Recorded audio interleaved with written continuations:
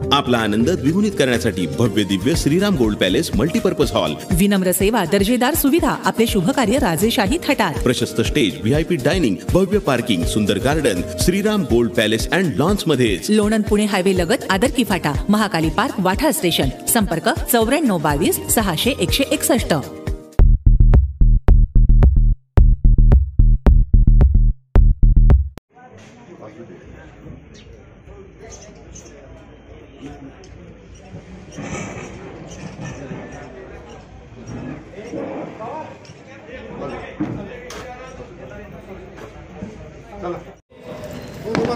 व्यासपीठावरील सर्वच मान्यवरांचा, महायुतीतील सर्व पदाधिकाऱ्यांचा मी मल्हारपेठ जिल्हा परिषद गटाच्या वतीने स्वागत करतो.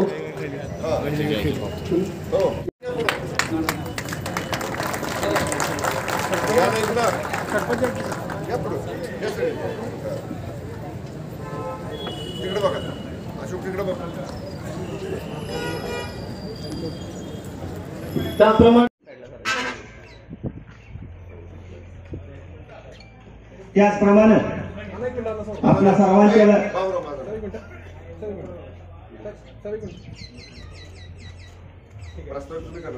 जबाबदारी की आपल्या विभागावर, आपापल्या विभागामध्ये काम करण्यावर भर देण्यामध्ये आहे.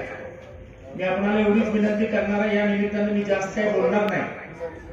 वास्तविक नरेंद्र मोदी भारत देशाचे पंतप्रधान गेल्या 10 वर्षामध्ये झाल्यापासून या भारत देशाचं नाव हे आंतरराष्ट्रीय दर्जावर जर न्यायचं काम कोणी केलं असेल तर नरेंद्र मोदी साहेबांनी, त्यांच्याबरोबर काम करणाऱ्या सर्व खासदार साहेबांनी. माझे आपण नरेंद्र मोदी साहेबांनी काय केलं नाही, काय करायला पाहिजे होतं हे ते बोलत नाहीत. ते दोनच गोष्टी बोलतात की भारत खतरे में है, धोक्यात आहे आणि घटनेची बदल होण्याचा शक्यता आहे, घटना बदलण्याची शक्यता आहे.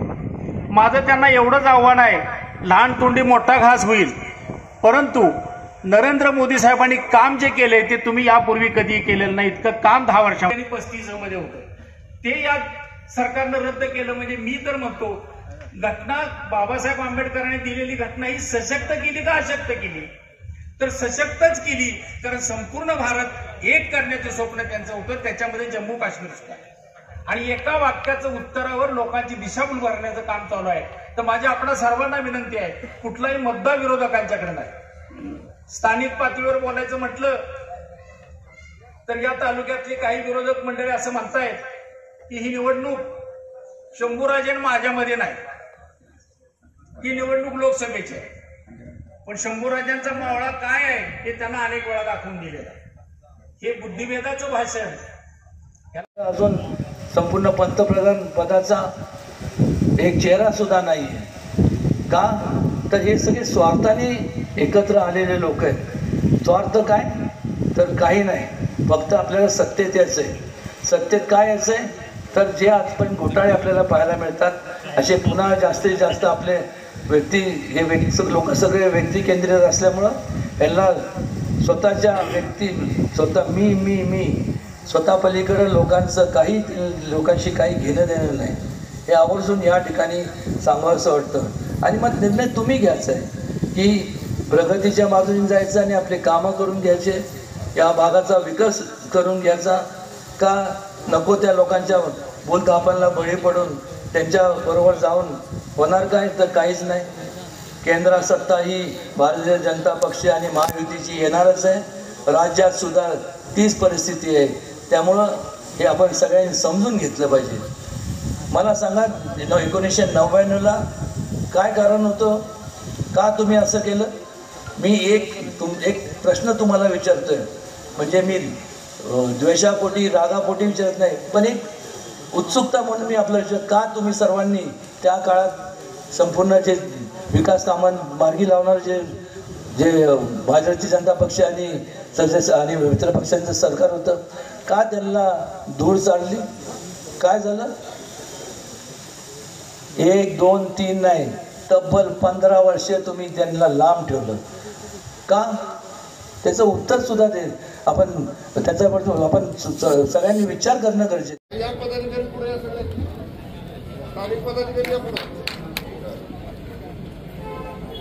त्याप्रमाणे मल्हारपेठ ग्रामस्थांच्या वतीने आदरणीय पालकमंत्री महोदयांचा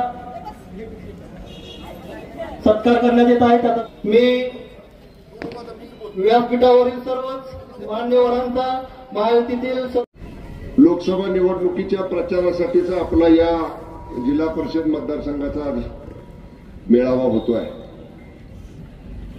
सकाळपासून काळगाव कुंभारगाव भागातला, ढेबेवाडी भागातला, सुकणे मंडळातला, मारुलावेली भागातला आणि हा मल्हारपेठ भागातला आज मेळावा आहे।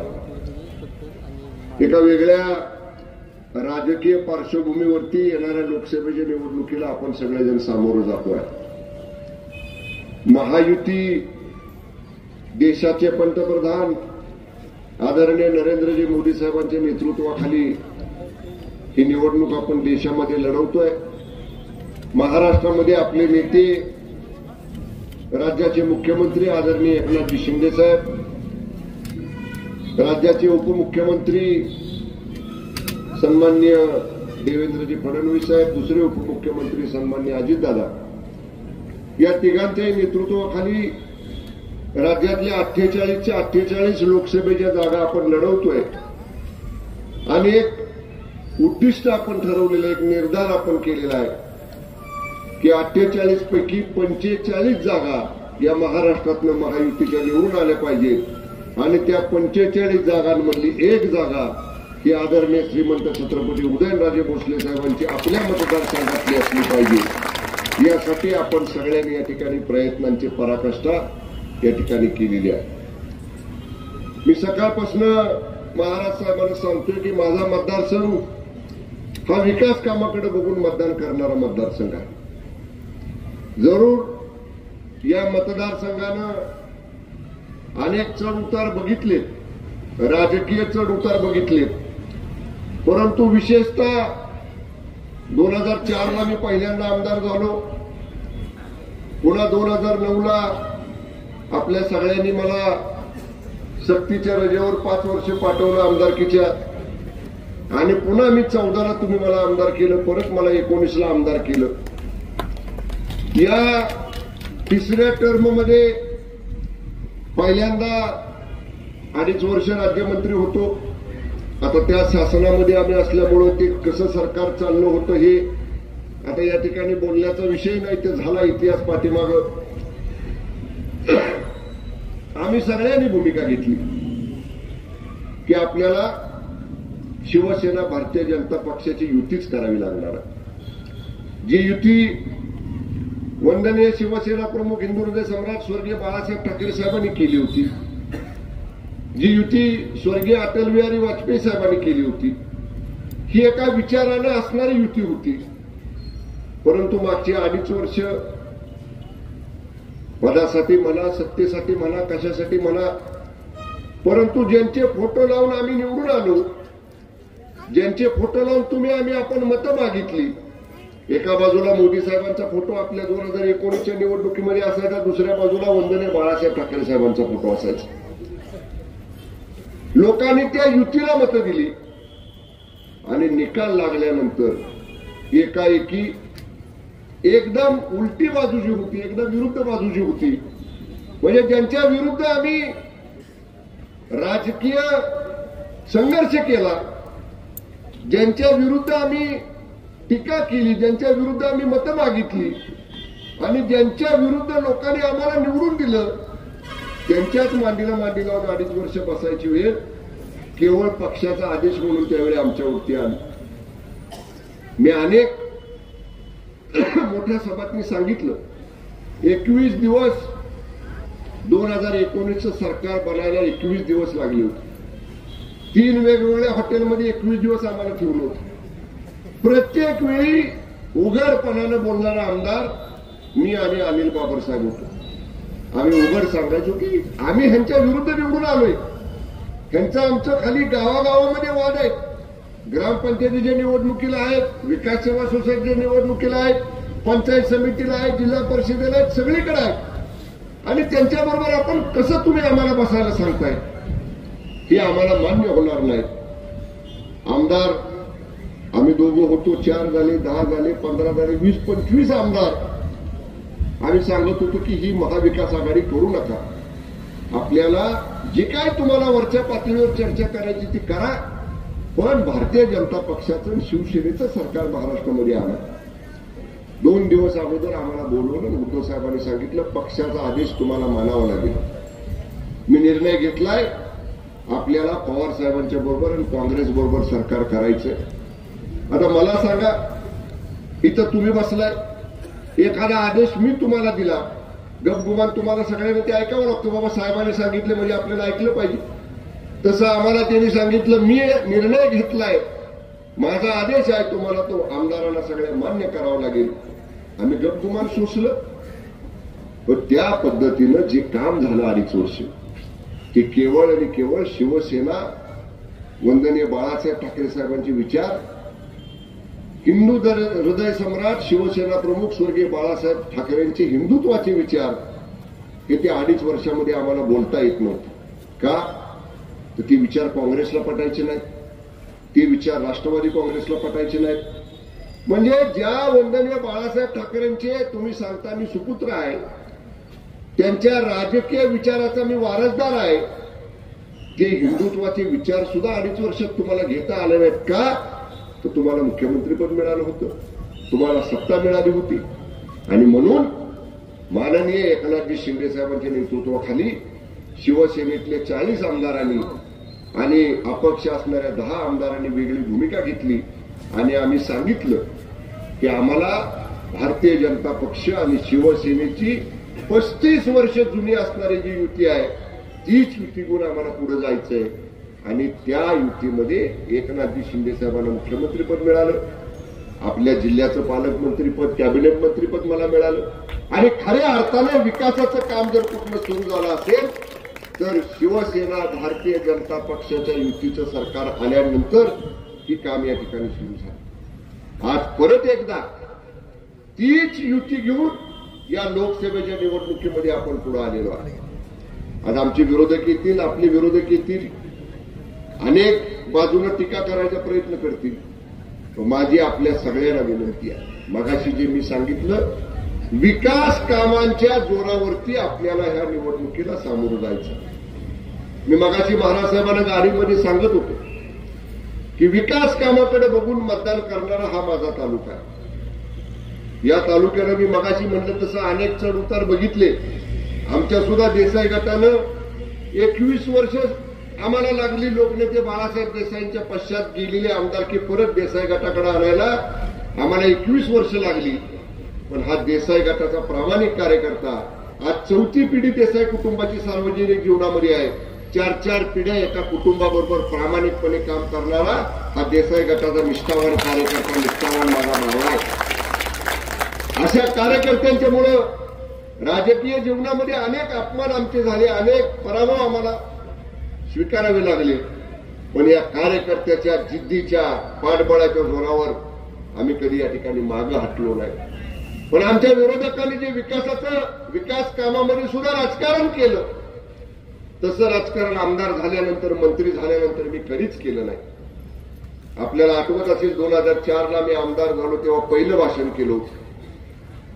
निकाल लागला, म्हणलं आज गट तट पक्ष संपले, आज आपण आता ह्या तालुक्याचे आमदार झालेलो आहे. मला मत देणाऱ्याचा सुद्धा मी आमदार आहे आणि मला मत न देणाऱ्याचा सुद्धा मी आमदार आहे. मी येणाऱ्या प्रत्येकाचं काम माझ्याकडे जो आला त्या प्रत्येकाचं काम, जेवढे मला अधिकार आमदार असताना होते तेवढे वापरले, जेवढे राज्यमंत्री असताना वापरले, जेवढे आता पालकमंत्री मंत्री म्हणून आहेत तेवढे वापरले. कारण शेवटी आज त्याला आपल्याला मत दिलं नसेल, पण उद्या विकासाचं काम केल्यानंतर जरूर मतदाराला जाताना त्याची सगसग विवेक बुद्धी त्याला सांगणार आहे की अरे हा आमदार म्हणून याच्याकडे आपण शंभराजाकडे गेलो, आपण त्याला मत दिलं नव्हतं, आपलं काम घेऊन गेलो तरी त्यानं आपलं काम केलं. आता उद्या आपल्या मताचा अधिकार बजावताना आपण त्यालाच मतदान केलं पाहिजे. अशा सकारात्मक दृष्टिकोन डोळ्यासमोर ठेवून काम करणारा माझा कार्यकर्ता आहे. त्यामुळे मी महाराज साहेबांना एवढंच सांगेन की साहेब खूप मोठं भाषण मी करणार नाही. मी आपल्याला एवढंच सांगेन की हा तालुका एका विचारानं बांधलेला तालुका आहे. मी ज्या देसाई गटाचा उल्लेख केला, आमचा देसाई गट पिढ्यानपिढ्या मी सांगितलं तसं 4 पिढ्या झाल्या या परिवाराबरोबर, या देसाई घराण्याबरोबर या तालुक्यातल्या अनेक कुटुंबांनी या संपूर्ण तालुक्याला आपलं नातं जोडलेलं आहे. आम्ही एकदा ठरवलं एखाद्या निवडणुकीमध्ये जिद्दीनं उतरायचं तर निश्चितपणे आम्ही त्याच ताकदीनं या निवडणुकीमध्ये उतरत असतो महाराष्ट्रात. आणि मी आपल्याला सगळ्यांना विनंती करणार आहे, या सातारा लोकसभा मतदारसंघामध्ये सगळ्यांचं लक्ष आपल्या तालुक्याकडे आहे. कारण मागच्या निवडणुकीमध्ये लोकसभेची आणि विधानसभेची निवडणूक झाली आणि आपल्या मनामध्ये ती खंत लावून राहिली की विधानसभेला मतदान झालं तसं लोकसभेला मागच्या निवडणुकीमध्ये झालं नाही. पण आज जेव्हा मला मंत्री केलं शिंदे साहेबांनी, सातारा जिल्ह्याचं पालकमंत्री केलं, स्वतःच्या ठाणे जिल्ह्याचं पालकमंत्री मला केलं, एवढा मोठा विश्वास राज्याच्या मुख्यमंत्र्यांनी माझ्यासारख्या साध्या एका सामान्य कार्यकर्त्यावरती टाकलेला आहे. आणि त्याच जबाबदारीने शिंदे साहेबांनी मला सांगितले की उदयनराजेंची जागा ही चांगल्या मताधिक्याने निवडून आणण्याची जबाबदारी पालकमंत्री म्हणून शंभूराज देसाई तुमची आहे. आता माझी जबाबदारी आहे, सातारा लोकसभा मतदारसंघातल्या 6 विधानसभा मतदारसंघामध्ये मी काम करणार आहे. जर आपल्याच तालुक्यामध्ये मी अडकून पडलो तर मग बाकीच्या विधानसभा मतदारसंघामध्ये या ठिकाणी मला कसा वेळ मिळणार. म्हणून माझी तुम्हाला विनंती आहे की तुमच्या सगळ्यांच्या साक्षीनं आज महाराज साहेबांना एक शब्द आपण सगळेजण देऊया की जसं 2019च्या विधानसभेला मला मतदान झालं तसंच मतदान या लोकसभेच्या निवडणुकीला आदरणीय महाराज साहेबांना होईल. द्यायचा काय शब्द आपण सगळेजण तशा पद्धतीनं काम करणार आहे का तुम्ही? हात वर करून सांगा प्रत्येकाने की या निवडणुकीमध्ये जेवढं मतदान मला व्हायचं तेवढं मतदान आपण माननीय महाराज साहेबांना या निवडणुकीमध्ये करायचंय. या निवडणुकीमध्ये आपल्याला महाराज साहेबांचं चिन्ह हे कमळाचं आहे.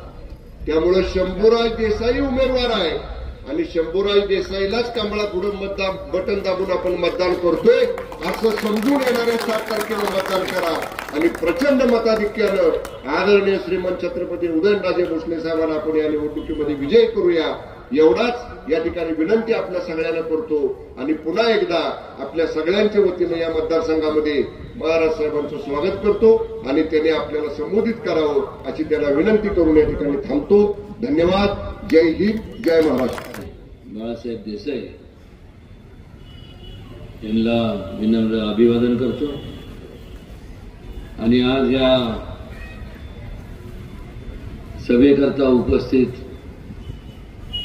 लोकशाहीतले आपण सर्व राजे, आपण वेळात वेळ काढून मला आशीर्वाद देण्याकरता शंभूराज देसाईंच्या आणि माझ्या विनंतीचा मान राखल्याबद्दल आपल्या या ठिकाणी स्वागत आणि आपल्याला मनापासून आपले आभारी मानतो.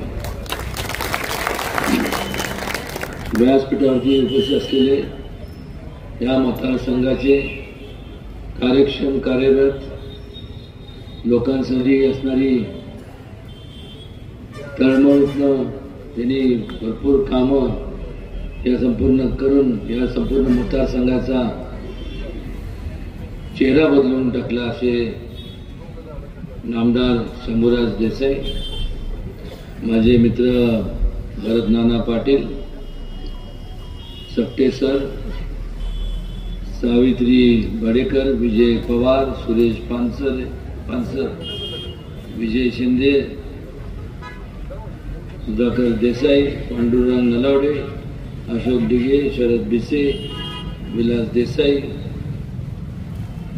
किरण दशवंत, शंकर पाटील, अजित बिसे, अमित बिसे, सुनील पानसकर, शिवाजी पानसकर, जयवंत शेरार, गोरख देसाई, चंद्रकांत बिसे आणि या व्यासपीठावरती उपस्थित असंख्य असे आणि या संपूर्ण मान्यवर आणि उपस्थित आपण सर्व ज्येष्ठ श्रेष्ठ वडीलधारी मंडळी, माता भगिनी आणि माझे तरुण मित्रांनो, नुकतंच आपलं ज्यांनी मनोगत व्यक्त केले असे आमचे मित्र आणि आपल्या सगळ्यांचे लाडके नामदार शंभूराज देसाई यांनी थोडक्यात पण मोजक्या शब्दात हे सांगितलं आणि सांगणं गरजेचं होतं. कारण नसताना, चूक नसताना गद्दार जेव्हा यांना संबोधित ज्या लोकांनी केलं तर देवाच्या न्यायालयात न्याय मिळतो. वास्तविकरित्या शब्द गद्दारी केली कोणी हे आपल्याला पाहायला मिळतं. कारण या संपूर्ण एकनाथ शिंदे आणि त्यांच्या सहकाऱ्यांनी जर गद्दारी केली असती तर त्यांना शिवसेना आणि त्याचं चिन्ह मिळालं नसतं. त्याचप्रमाणे अजितदादांना सुद्धा आज जे चिन्ह मिळालं यातून एक मात्र निश्चित आहे की महायुतीचे सर्व भारतीय जनता पक्ष आणि सर्व जे मित्र पक्ष आहेत या सगळ्यांची जी युती झाली ती एक वैचारिक युती झाली. विचार एकच होता की आजपर्यंत रखडलेला विकास त्याला चालना आपण दिली पाहिजे आणि त्यामुळं त्याच विचारांनी प्रेरित होऊन ही सर्वजण एकत्र आली. एका बाजूला एकत्र आल्यानंतर बरेच आरोप प्रत्यारोप झाले, पण त्याच्याकडे त्याला अंदाज करत या संपूर्ण सर्वांनी एक विकासाचा ध्यास घेऊन विकास कामं केंद्र शासनाच्या माध्यमातून राज्य शासनाच्या माध्यमातून मोठ्या प्रमाणावरती या संपूर्ण महाराष्ट्रात आपल्याला ठिकठिकाणी वेगवेगळ्या जिल्ह्यात गेल्यानंतर आणि त्या जिल्ह्यातल्या वेगवेगळ्या तालुक्यात गेल्यानंतर आपल्याला मार्गी लागलेले आपल्याला पाहायला मिळतात. आणि हे केव्हा होतं जेव्हा एक स्थिर सरकार असतं. एका बाजूला महायुती म्हणजे स्थिरता आणि विकास कामांची घोडतोड, दुसऱ्या बाजूला काँग्रेस आणि मित्रपक्ष अत्यंत मोठ्या प्रमाणात त्यांच्यामध्ये असणारी जी विस्कळीतता आहे ती पाहायला मिळते. आणि एकामेकाला धरून फक्त एवढ्या करताच त्यांनी एकत्र आलेत की आपल्याला ही सत्ता कुठल्याही परिस्थितीत मिळवायची. हे म्हणजे फार म्हणजे स्वप्नात म्हणजे एक स्वप्न बघितल्यासारखं, कारण की ते स्वप्न कधी पूर्ण होणार नाही. कारण कुठलंही एक उद्दिष्ट त्यांच्या समोर नाहीये. सत्ता हस्तगत करणे आणि स्वतःचा जो काय स्वार्थ साधण्याकरता मग विकास हो ना हो, पण स्वतःचा वैयक्तिक विकास हा झाला पाहिजे. ह्या एवढ्या संकुचित क्रियानिष्ठ विचारांनी एकत्र आलेली ही संपूर्ण महाविकास आघाडी. आज महायुतीचं संपूर्ण नेतृत्व करणारे नरेंद्रजी मोदी यांनी संपूर्ण यांच्या नेतृत्वाखाली महायुतीची जी घोडदौड चाललेली आहे. आणि दुसऱ्या बाजूला ह्या संपूर्ण महाविकास आघाडीला जर विचारलं की तुमचं नेमकं पंतप्रधानांचा उमेदवार कोण असणार आहे, त्यात त्यांच्यामध्ये एवढी वादावादी आहे की प्रत्येक जण म्हणतो की मला व्हायचंय मला व्हायचंय मला व्हायचंय. आणि त्यामुळं अशा ज्यांना दिशाहीन झालेली अशी ही महाविकास आघाडीच्या कडे दुर्लक्ष द्या. काँग्रेसच्या ताब्यात जेव्हा स्वातंत्र्य मिळालं तेव्हापासून जवळपास 50-55 वर्षाचा कालावधी होता. एवढं त्यांच्या हातात एकतर्फी सत्ता होती, केंद्रात आणि प्रत्येक राज्यामध्ये सत्ता होती. काय केलं यांनी ह्याचं कधी आपण याच्याकडे जरा आपण विचार करणार आहोत का नाही. आपण सुद्धा या संपूर्ण महाराष्ट्रात आणि खास करून पश्चिम महाराष्ट्रातनं नेहमीच काँग्रेसला मतदान करून निवडून दिलं. काय केलं या संपूर्ण पाटण तालुक्याच्या बाबतीत बोलायचं झालं तर नैसर्गिकरित्या अत्यंत दृष्ट लागण्यासारखा एवढा सुंदर असा परिसर आहे. पण ह्या संपूर्ण परिसरात राहणारे जे तुमच्यासारखे लोकशाहीतले राजे आहेत त्यांच्या व्यथा देखील तेवढंच गंभीर आहे.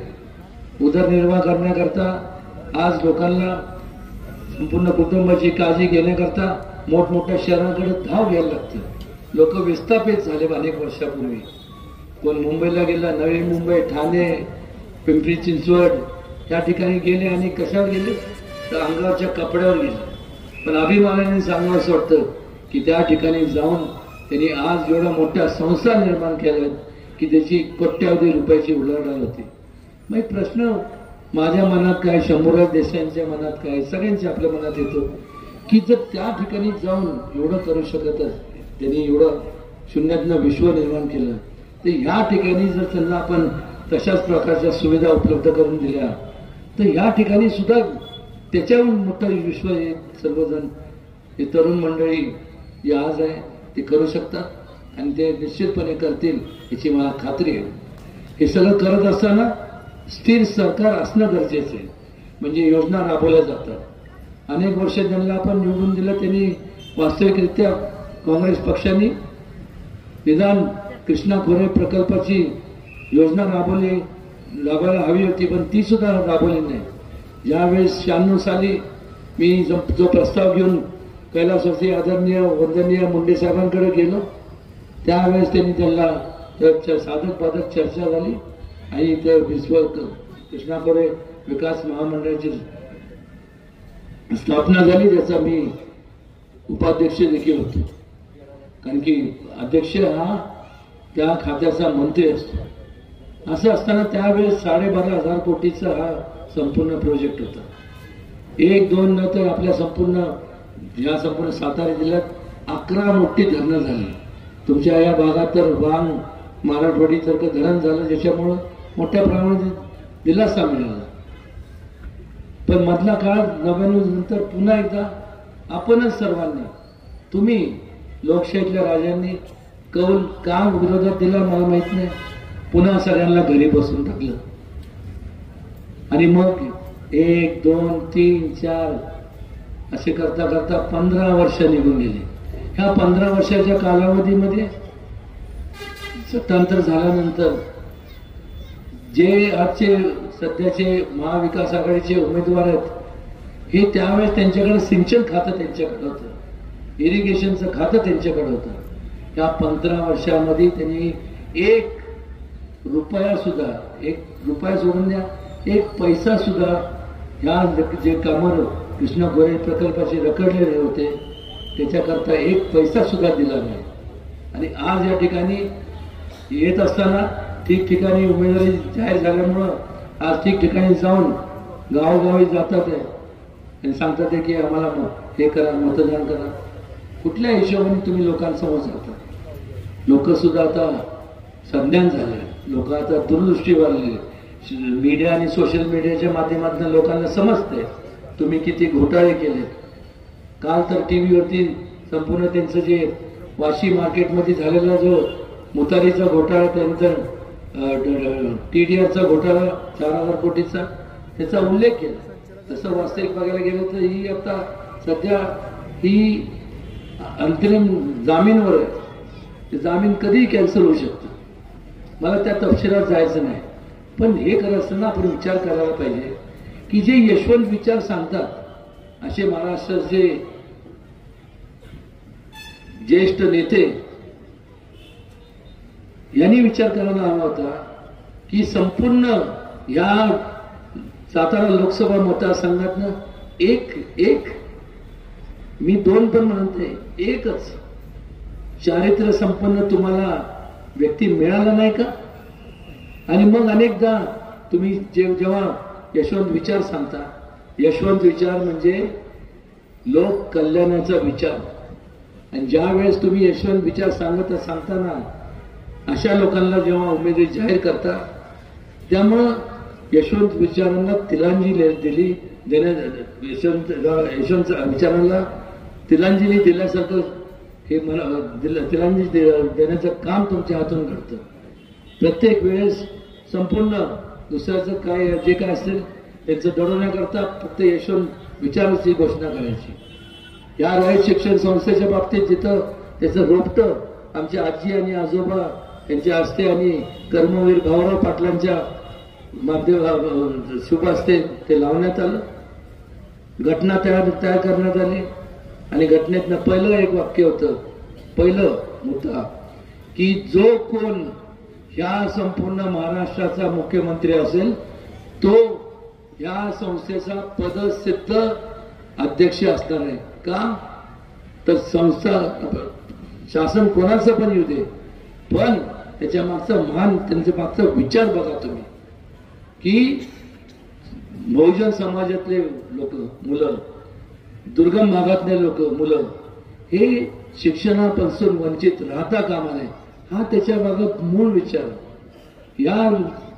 त्या विचार कर्मवीर भाऊराव पाटलांची जी त्यांनी जे तयार केलेली घटना, त्याला सुद्धा त्यांच्या विचारांना तिलांजली देण्यात आली. ती घटना बदलून टाकली आणि प्रायव्हेट संस्था असल्यासारखी जिथं आता म्हणजे विना पैसे देता तिथं ऍडमिशन मिळत होती, आज त्या ठिकाणी आता तिथं पैशाचं गोळा करण्याचं साधन सुरू झालं. मी आवर्जून या ठिकाणी माननीय मुख्यमंत्री आणि दोन्ही उपमुख्यमंत्र्यांना पत्र दिलेलं आहे. त्यांनी सांगितलं, मला आश्वासित केलंय की हे संपूर्ण या निवडणुका संपल्यानंतर त्याच्यात ते लक्ष घालणार आणि मी तसंच निवेदन मी आपल्या सगळ्यांचे पालकमंत्री यांना सुद्धा देणार आहे की त्यांनी सुद्धा लक्ष घालावं, कारण की हे अत्यंत महत्वाचा विषय का तर आज जे तुमच्या कुटुंबातले जे लहान लहान मुलं आहेत ते आज जरी लहान असले तर त्यांना शिक्षणाचा अधिकार मिळालाच पाहिजे. तो त्यांचा जन्मसिद्ध हा अधिकार हक्क आहे, त्याच्यापासून ते वंचित राहता कामा नये. आज जरी लहान असले तर कधी ना कधीतरी मोठे होणार. तुमच्या कुटुंबाचा आधार एवढंच नाही तर ह्या देशाचा आधार स्तंभ हे लोक आहेत आणि मग त्यांना शिक्षण जर त्यांना मिळालं नाही तर मग होणार काय?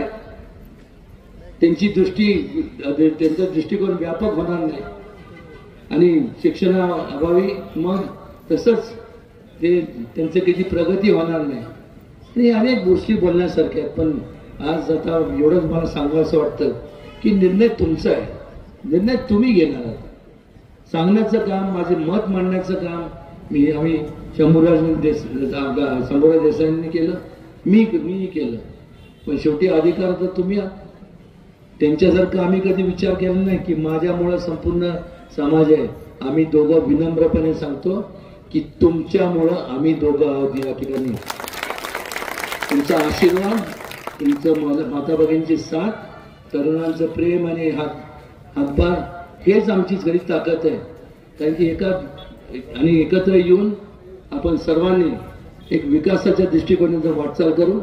केंद्र शासनाच्या माध्यमातून लागणारा जेवढा निधी आहे या संपूर्ण माझ्या मतदारसंघातले प्रत्येक आमदारकीच्या मतदारसंघात तो तिथं त्या मतदारसंघातल्या आमदारांना विचारून त्यांना विश्वासात घेऊन, तुम्हाला सगळ्यांना विश्वासात घेऊन हा दिला जाईल. जास्तीत जास्त अजून वेगाने प्रगती आपल्याला करायची आहे. त्यामुळं आपण या ठिकाणी एवढ्या मोठ्या संख्येने आलात. मला आशीर्वाद देण्याकरता मी मनापासून पुन्हा एकदा आपल्या सगळ्यांचे आभार मानतो. आणि एक आपण लक्षात घेतलं पाहिजे की या संपूर्ण मतदारसंघ, लोकसभेच्या मतदारसंघात सहा आमदारकीचे मतदारसंघ आहेत.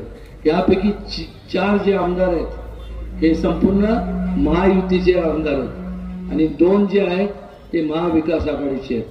आणि जर संपूर्ण मतदारांची आकडेवारी जर पाहिली तर त्या 2 मतदारसंघामध्ये मताचं विभाजन झाल्यामुळं तिथं चुकून माकून हे दोन्ही महाविकास आघाडीचे आमदार निवडून आले.